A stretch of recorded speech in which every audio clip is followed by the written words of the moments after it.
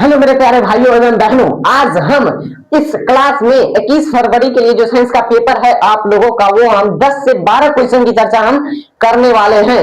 ये 10 से 12 क्वेश्चन हर एक वर्ष, मतलब यानी ऐसे समझ सकते हैं आप 10 सालों में बहुत बार पूछा गया है। इसलिए इस वीडियो को शुरू से लेकर अंदर जरूर देखिएगा। अगर आप लोग चैनल बनाए तो चैनल को लाइक सब्सक्राइब या शेयर जरूर कर दीजिएगा। आप लोगों से यही विनती है। तो चलिए बिना देर गवाते स्टार्ट करते हैं। मिस मत कीजिएगा, नहीं तो समझ लीजिए 15 से 20 मार्क्स आपको बोर्ड एग्जाम में कट सकते हैं। तो चलिए हम बिना देर गवाते स्टार्ट करते हैं। सबसे पहला मैं फिजिक्स की चर्चा करने वाला हूँ। फिजिक्स में कौन कौन से ऐसे महत्वपूर्ण क्वेश्चन है जो कि 10 वर्ष से लगातार पूछते आ रहा है। तो हम फिजिक्स की सबसे पहले, इसके बाद केमिस्ट्री, इसके बाद हम बायोलॉजी की चर्चा करने वाले। सबसे पहले हम फिजिक्स की करते हैं। फिजिक्स का सबसे पहला क्वेश्चन क्या है? स्नेल के नियम क्या है? फिजिक्स का सबसे पहला क्वेश्चन क्या है? स्नेल का नियम क्या है? स्नेल का नियम क्या है? ये पहला क्वेश्चन हो गया। दूसरा क्वेश्चन है अवतल और उत्तल दर्पण के उपयोगों को लिखिए। अब अवतल दर्पण और उत्तल दर्पण के उपयोग ये ऑब्जेक्टिव में भी आ सकता है। उत्तल दर्पण के मतलब कौन से लेंस के द्वारा, ये सब जो आप पढ़े होंगे। सबसे पहला दूसरा क्वेश्चन हो गया अवतल और उत्तल दर्पण के उपयोगों को लिखिए। अवतल और उत्तल दर्पण के उपयोगों को लिखिए। तीसरा क्वेश्चन है मानव नेत्र का सचित्र वर्णन करें। ये 5 नंबर में पूछता है, 100% ये 5 नंबर में पूछेगा हमारे हिसाब से, 5 नंबर में पक्का रहेगा। मानव नेत्र का सचित्र वर्णन करें, ये 5 नंबर में ज्यादातर हर एक साल, मान लीजिए ना 2 एक साल ऐसा तो नहीं पूछता, लेकिन हर एक साल पूछता है, ये पक्का आप कर लीजिए।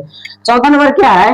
ओम के नियम को लिखे और इसे सिद्ध करे, सत्यापन करे, जो भी हो आपको पक्का 100% पूछेगा ही। चौथा है, पांचवा है श्रेणी का नाम समांतर क्रम में अंतर को लिखे और नहीं तो परिभाषा भी पूछ सकता है। फ्लेमिंग के वाम हस्त नियम के लिखे, ये 5वां क्वेश्चन। छठा क्वेश्चन हो गया फ्लेमिंग के वाम हस्त नियम को लिखे। अब केमिस्ट्री की हम चर्चा करने वाले। केमिस्ट्री का क्या कहता है? संतुलित रासायनिक समीकरण क्या है, इसके महत्व को लिखे। और संतुलित भी पूछ सकता है, यहाँ संतुलित लिखे तो वहां संतुलित भी पूछ सकता है। अगला क्या है? विस्थापन और द्विविस्थापन अभिक्रिया को एग्जाम्पल यानी उदाहरण द्वारा समझाएं। उदाहरण द्वारा लिखे, उदाहरण द्वारा समझाएं, जो भी है वही लिखना है आपको। प्लास्टर ऑफ पेरिस कैसे बनता है, इसके उपयोगों को लिखे, ये भी रह सकता है। प्लास्टर ऑफ पेरिस कैसे बनता है, इसके सूत्र को लिखे, ये भी रह सकता है। चौथा क्वेश्चन क्या है? धातु अधातु या मिश्र धातु क्या है?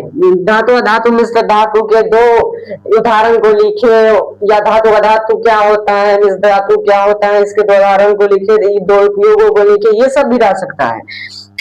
अगला क्या है? बायोलॉजी का, जो कि आपको लोगों को नहीं दिख रहा होगा, मुंह से ही बोल देते हैं। बायोलॉजी का क्या है? मानव पाचन तंत्र के सचित्र वर्णन करें। मानव पाचन तंत्र का क्या करना है? सचित्र वर्णन, मतलब कि चित्र बना के उसमें जो जो नाम यहाँ पे ये इसका नाम ये है, इसका नाम ये है, ये ऐसे करके वर्णन कर देना है। दूसरा क्या है? डीएन प्रकृति द्वारा प्रजनन का क्या महत्व है? ये मान लीजिए 90% पूछने की संभावना है। डीएन प्रकृति का प्रजनन में क्या महत्व है, ये मान लीजिए पूछता ही पूछता है। और तीसरा नंबर क्या है?